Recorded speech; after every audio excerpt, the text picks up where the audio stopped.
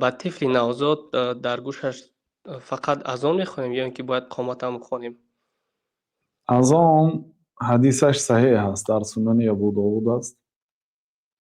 قامت حدیثش اسنادش ضعیف است، ولی علمای بزرگوار مانند علامه ابن القیم در کتاب تحفة المودود یعنی اقرار کردند، گفتند که از آن گفته میشد، قامت گفته میشد. و این اذان و قامت همون اذان و قامتی نماز جنازه هست. گفتند بعضی علما نماز جنازه به همگان معلوم است که اذان و قامت ندارد، درست؟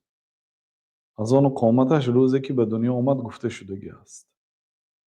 یعنی یا معناش همین که یعنی اذان گفته شدگی است، قامت گفته شدگی است، فقط امام صفها را راست کنه تا الله اکبر گفتنش ماندگی است، خلاص. یعنی همین قدر مهلت داریم ما در این دنیا و کدام به امید کدام پول و مال و به امید کدام زندگی شده ما دینمان را فروشیم، به امید کدام تینجی و آرامی و آینده امروز از گفتن حق خدا باز داریم و یک روز تینجی شود بعد گوییم امشب از سحر است، مرگ به سراغمان آمدنش ممکن است، خاصتا در این زمانه. و یکی از علامت های قرب قیامت مرگ جوانان. یعنی هیچ کسی کفالت ندارد از یگان طرف که عمری او به 100 میرسه یا 60 میرسه. و این شرط نیست که انسان بیمار شود و بعد از دنیا گذرد تا اینکه علامت مرگ بیاید و آمادگی خیش را ببیند. مرگ هر لحظه با آدم جوان و صحت و سالم هم آمدنش ممکن است.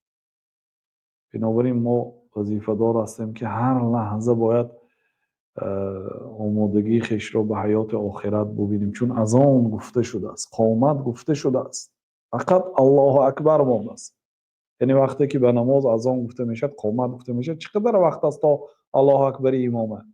همین که امام صفای راست گرفته گفته یک راست و چپ نگاه میکند و الله اکبر میگه، این قدر وقت است. بنابراین یعنی بعد از آن حدیث های ضعیف در مسئله های فضائل، اگرچه امام نووی اجماع نقل کردن ولی این نقل اجماعشون از نقد خالی نیست. ایشان در ابتدای کتابی اربعون نوویشون نقل اجماع کردن که اگر حدیث ضعیف باشد در مسئله های ترغیب و ترهیب عمل کردن به او اجازت است. با اجماع علما گفتن یا با اتفاق علما گفتن، ولی این نقلشان اتفاق علما را از نقد خالی نیست، برای آنکه اختلاف هست در این باره. لیکن به هر حال علمای بزرگوار در مسئله های فضائل در اسناد حدیث سبوکی میکردن. یعنی اگر رفت و یگان آدم با کودکش از آن گوید، راستش حدیثی از آن صحیح است، و گوشی چپش قامت گفت، گناهکار نمیشه، برای اینکه این حدیث درباره فضیلت عمل آمده است. اگرچه اتفاق علما نباشدم، یعنی خیلی از علمای بسیار عمل کردن به حدیث ضعیف در مسئله های فضیلت های اعمال درست است گفتن، خاصتا به معنای شریعت موافقت میکنند. برای چی؟ برای آنکه یکمین ضربه به کودک شیطان میزند. وقتی که کودک به دنیا تولد می شود، سرش که برآمد، حالی پر قدم هایش نبر آمده یا اول قدمش برآمد، مثلا اگر عکس بیاید اصل باید اول سر برآید. وقتی که میانش که آمد، الکی شیطان ضربه اول میزند بر میان انسان. غیری حضرت عیسی و مادرش مریم به سبب دعای مادر کلانش که پروردگارا انی اعیذها بک و ذریتها من الشیطان الرجیم، ای الله من به تو این آن کودکی که در شکمم است، نمیدونستم که دختر مریم را و ذریات این را از شیطان رجیم به تو پناه میبرم. گفته دعا کردن. مریم و عیسی، اینا دو نفر از فرزندان آدم علیه السلام از ضربه شیطان ایمن ماندن. بدون ضربه بدون کودک وقتی که گریه میکنه تمام ضربه شیطان است. وقتی که اولین ضربه رو شیطان زد ما ضربه دوم میزنیم. الله اکبر، الله اکبر. بسیار ضربه سخت است.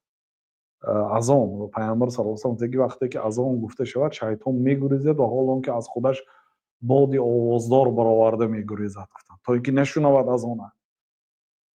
همون مانند خر گاها میخیل میگریزد کو پا غرانده و آواز برآورده دو طرفه. نعوذ بالله. این چونین در وقتی اذان که شد میبیاد، وقتی که قامت شد با همیخیل میگریزد. بنابراین خوب است یعنی به یک ضربه شیطان دو ضربه جواب گردانیم. و ما در این باره نمیخوایم وسیع گپ بزنیم. حاضر شبهای مبارک در پیش است. ما انشالله تصمیم گرفتیم بعد ماه رمضان انشالله یک صحبت پره یا پخشی مستقیم پره درباره عقیقه سخن کنیم تا اینکه بسیار سوال ها زیاد است و الحمدلله که مردم ما هم سیر تولد که هستند هر روز نیست که چند کودک تولد نشود. و مسئله عقیقه ما میخواهند نمیخواهند گوش کنند درس های سابقه، میخواهند علاهیده پرسند. خود زنگ های چی هم بسیار است، زنگ هایی که علاهیده زنگ میزنن یا سوال های علاهیده میتیم بسیار است. ما در پخش مستقیم هم بسیار میپرسند. برای من انشالله درباره عقیقه و یا پخش مستقیم صحبت علاهیده میکنیم. بله.